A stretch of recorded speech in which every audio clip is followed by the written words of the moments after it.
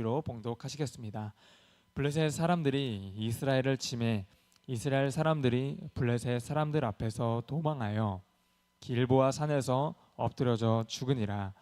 블레셋 사람들이 사울과 그의 아들들을 추격하여 사울의 아들 요나단과 아비나답과 말기수아를 죽이니라. 사울이 패전함에 할 쏘는 자가 따라잡으니 사울이 그 할 쏘는 자에게 중상을 입은지라. 그가 무기를 든 자에게 이르되 내 칼을 빼어 그것으로 나를 찌르라. 할례 받지 않은 자들이 와서 나를 찌르고 모욕할까 두려워하노라 하나 무기를 든 자가 심히 두려워하여 감히 행하지 아니하는지라. 이에 사울이 자기의 칼을 뽑아서 그 위에 엎드러짐에 무기를 든 자가 사울이 죽음을 보고 자기도 자기 칼 위에 엎드러져 그와 함께 죽으니라. 사울과 그의 세 아들과 무기를 든 자와 그의 모든 사람이 다 그날에 함께 죽었더라. 아멘. 네, 기도하겠습니다. 하나님 아버지, 오늘도 새날 허락하셔서 하나님 앞에 예배드림으로 하루를 시작하게 하시니 감사드립니다. 하나님, 우리가 오늘도 주님 뜻대로 살기 원합니다. 우리가 주님 안에서 주품 안에서 우리가 늘 동행하며 주님과 함께 거하게 하여 주옵소서. 주님, 오늘도 우리가 믿음으로 승리하게 하시고 주님의 은혜 안에 우리가 거하는 하루가 되기 원합니다. 우리가 매일매일마다 하나님 말씀을 통하여 주님을 알아가게 하시며 주님의 그 말씀을 깨닫는 지혜도 우리 가운데 허락하여 주시옵소서. 또한 이곳에서 하나님께 기도하고 간구하는 많은 기도 제목이 있습니다. 하나님, 기도하는 것마다 하나님의 선하신 뜻대로 응답하여 주시고 또 하나님께서 그 가장 좋은 그때에 하나님의 원하시는 그때에 우리의 기도를 응답하여 주시옵소서.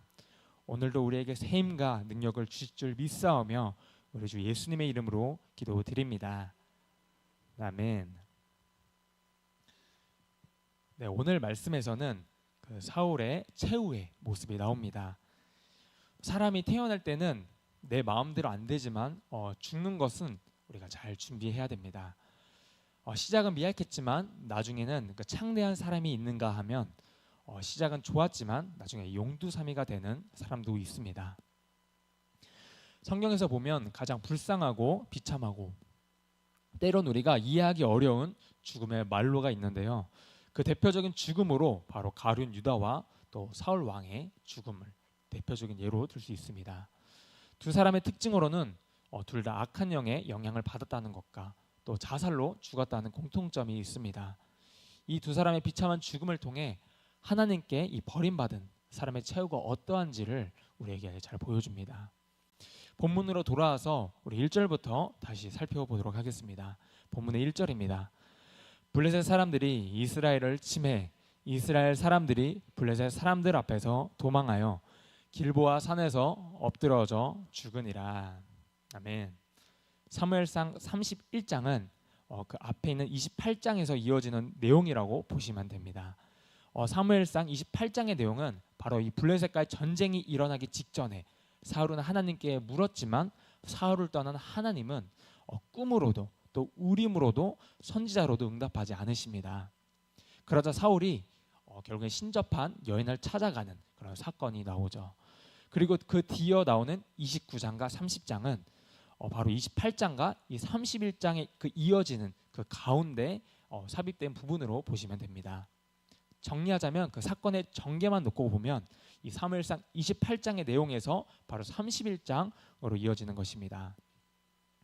그래서 보면 28장, 사무엘상 28장 4절과 5절의 말씀에 현재 이스라엘이 전시 상황에 놓여 있음을 보여줍니다. 보면 4절과 5절입니다. 블레셋 사람들이 모여 수넴에 이르러 진침해 사울이 온 이스라엘을 모아 길보아에 진쳤더니 사울이 블레셋 사람들의 군대를 보고 두려워서 그의 마음이 크게 떨린지라.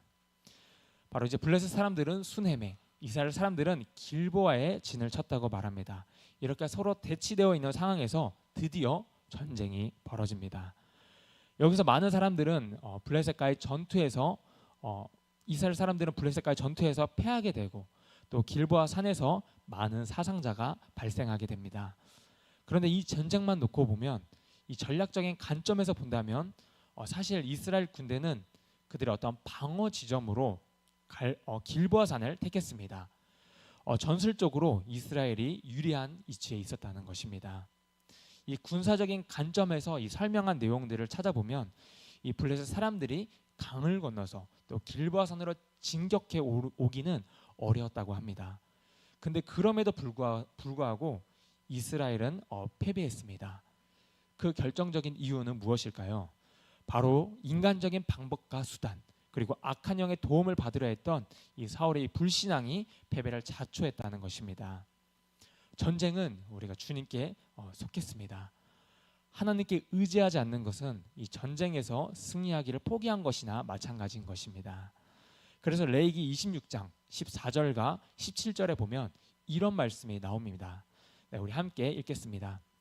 그러나 너희가 내게 청종하지 아니하여 이 모든 명령을 준행하지 아니하며 내 규례를 멸시하며 마음에 내 법도를 싫어하여 내 모든 계명을 준행하지 아니하며 내 언약을 배반할진대 내가 이같이 너희에게 행하리니 곧 내가 너희에게 놀라운 재앙을 내려 폐병과 열병으로 눈이 어둡고 생명이 쇠약하게 할 것이요 너희가 파종할 것은 헛되리니 너희의 대적이 그것을 먹을 것이며 내가 너희를 치리니 너희가 너희의 대적에게 패할 것이요 너희를 미워하는 자가 너희를 다스릴 것이며 너희는 쫓는 자가 없어도 도망하리라. 아멘.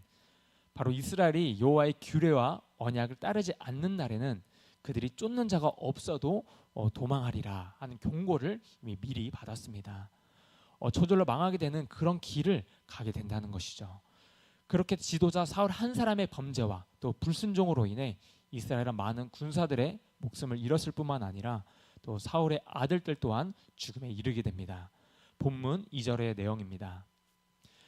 블레셋 사람들이 사울과 그의 아들들을 추격하여 사울의 아들 요나단과 아비나답과 말기수아를 죽이니라. 바로 28장 19절에서 이 사무엘의 예언한 내용대로 이스라엘 군대는 이 블레셋 사람들의 손에 넘어지게 됩니다.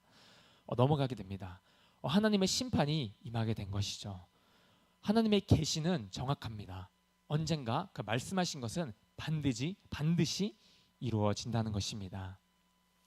이렇게 사울의 아들들이 다 죽임을 당하게 되는 상황까지 오게 됩니다. 그리고 3절을 보겠습니다. 사울이 패전함에 활 쏘는 자가 따라잡으니 사울이 그 활 쏘는 자에게 중상을 입은지라. 활 쏘는 자가 따라갔다. 드디어 사울이 이제 죽기 일보 직전까지의 상황에 처하게 됩니다. 블레셋의 군대의 활을 맞아 사울 왕이 중상을 입게 됩니다. 하나님의 기름 부은 왕 사울의 죽음이 이제 목전에 와 있습니다. 그 순간 어떤 생각을 했을지 우리는 알지 못하지만 우리가 짐작은 해볼 수 있을 것 같습니다. 사람은 죽기 전에 보통 자기 자신의 일생을 돌아본다고 합니다. 아마 사울 왕은 내가 하나님 뜻대로 살았다면 이런 최후를 맞이하진 않았을 텐데 라며 많은 후회를 했을 것입니다. 그리고 마침내 사울은 결국 이런 결정을 내리게 됩니다. 본문 4절입니다. 그가 무기를 든 자에게 이르되 내 칼을 빼어 그것으로 나를 찌르라. 할례 받지 않은 자들이 와서 나를 찌르고 모욕할까 두려워하노라 하나 무기를 든 자가 심히 두려워하여 감히 행하지 아니하는지라. 이에 사울이 자기의 칼을 뽑아서 그 위에 엎드러지매 그가 무기를 든 자에게 나를 찌르라 명령합니다. 블레셋 군대에게 죽기는 바로 싫은 것이죠. 불명예스럽게 죽기는 싫어서 그 이유를 말합니다. 할례 받지 않은 자들이 와서 나를 찌르고 모욕할까 두려워하노라. 바로 이스라엘에게는 할례라는 것은 언약의 징표였습니다. 우리는 하나님의 택한 자들이다. 아브라함의 후손이다. 이런 선민사상과 자부심이 상당했습니다. 그래서 바로 할례 받지 못한 자들에게 죽는 것은 아주 큰 수치로 여겼습니다. 그들에게 해를 당한다는 것은 말도 안 된다는 것이죠. 그래서 그들이 나를 찌르고 모욕할까 두렵다 말하고 있습니다. 이 죽은 후에 이 시체를 욕되게 하는 뭐 그런 의미는 아닌 것 같습니다. 여기서 말할 때 블레셋이 전에 삼손을 잡아서 욕보였던 것처럼 이 블레셋 군대가 사울을 잡아서 학대하고 욕보이는, 그래서 포로로 잡혀서 그런 모욕을 당할 바에는 그냥 이렇게 스스로 죽는 게 낫다, 그런 맥락으로 우리가 보시면 될 것 같습니다. 그런데 이 무기든 부하도 사울의 그 명령을 이행하지 못합니다. 감히 기름 부은 왕에게 칼을 대서 죽일 수는 없다, 아마 그런 생각과 판단을 했던 것 같습니다. 그러자 사울은 자기 칼을 뽑아서 그 위에 바로 엎드러집니다. 결국 자살을 택한 것입니다. 성경에 보면 이 자살에 대한 내용이 많이 나오진 않는데요. 왜냐하면 주로 이 성경을 저술한 히브리인들은 이 생명에 대한 주권이 오직 하나님께만 있다고 믿기 때문입니다. 그런데도 이런 자살하는 모습이 나타났다는 것은 그의 이 비극적인 종말을 더욱 생생히 전해주고 있는 그런 장면이라고 할 수 있습니다. 결국 사울은 이 가룟 유다와 같은 이 비참한 최후를 맞이하게 됩니다. 그는 하나님 앞에 이 자살이라는 행위가 얼마나 이 큰 죄인지를 알지도 못하고 자신의 이 명예만을 생각하며 바로 죽은 것입니다. 이 자신의 명예만을 위해서 살다가 또 자신의 명예만을 위해서 죽었다. 이게 정말 어쩌면 멋있어 보이는 듯 하지만 전혀 멋있는 죽음이 아닙니다. 좀 안타까운 죽음일 뿐입니다. 우리는 하나님의 명예를 위해서 살고 또 하나님의 명예를 위해서 죽어야 됩니다. 하나님의 이름의 그 영광을 위하여 살다 죽은 인생이 가장 복된 인생인 줄 믿습니다. 그러자 이 무기든 자도 이 사울의 죽음을 보고 이런 결정을 내립니다. 본문 5절과 6절 말씀입니다. 무기를 든 자가 사울이 죽음을 보고 자기도 자기 칼 위에 엎드러져 그와 함께 죽으니라. 사울과 그의 세 아들과 무기를 든 자와 그의 모든 사람이 다 그날에 함께 죽었더라. 아멘. 결국 무기 든 자도 자살을 선택하게 됩니다. 성경에서 믿는 하나님의 백성이 자살을 한 경우가 몇이나 될까요? 거의 손에 꼽을 정도지만 대표적인 인물로 사울과 가룟 유다가 있습니다. 서두에서도 계속해서 말씀드렸지만 이 둘의 공통점은 바로 악한 영의 영향을 받았다는 것입니다. 사울은 악신에 시달렸고 또 가룟 유다도 돈을 사랑해서 예수님을 돈으로 팔고 또 그런 생각을 마귀가 넣었다고 성경에 분명히 기록되어 있습니다. 그리고 둘 다 이 자살을 택함으로 이 비참한 최후를 맞이했다는 점에서도 이 공통점을 가지고 있습니다. 이 자살이라는 것은 어떤 경우에서도 미화돼서는 안 됩니다. 왜냐하면 이 생명은 이 자기의 것이 아니기 때문이죠. 하나님이 주신 이 생명을 이 스스로 죽이는 것, 이것도 바로 살인죄에 해당됩니다. 결국 이 사울은 마지막 죽기 전까지 할례 없는 자에게 죽임을 당해서 이 불명예를 당하지 않는 것이 더 중요했던 사람이었습니다. 결국 그의 신앙은 가짜 신앙이었음이 이 마지막에 드러나게 되는 것이죠. 이제까지 사울이 하나님을 믿었다는 것은 이 죽음의 결말로 말미암아 다 헛된 믿음이 되고 말았습니다. 가장 중요한 순간이 언제냐? 바로 우리가 죽는 그 순간입니다. 그때 우리가 어떻게 죽느냐, 어떤 믿음을 가지고 또 어떤 모습으로 죽느냐가 어쩌면 가장 중요하다 할 수 있습니다. 이 사울 왕의 죽음은 정말 비참하고도 안타까운 죽음이 아닐 수가 없습니다. 하나님께서 사울을 왕으로 세우실 때 왜 세우셨습니까? 사울 왕이 잘나서가 아니었습니다. 블레셋으로부터 이스라엘을 구원할 사명을 주셔서 세우셨습니다. 그런데 여기서 블레셋 때문에 죽는다. 이게 과연 누구의 잘못일까요? 이것은 전적으로 사울 한 사람의 잘못입니다. 하나님의 뜻을 완전히 거슬렀기 때문에 또 이런 결과를 맞이하게 됩니다. 사명을 제대로 감당하지도 못했고 오히려 블레셋 사람의 손에 죽임을 당하게 됩니다. 이렇게 비참하고 안타까운 최후를 맞이하게 된 이 결정적인 이유를 우리가 몇 가지 생각해 보면요. 그 이유는 사울이 무슨 대단한 지혜를 지었구나, 큰 잘못을 졌기 때문이 아닙니다.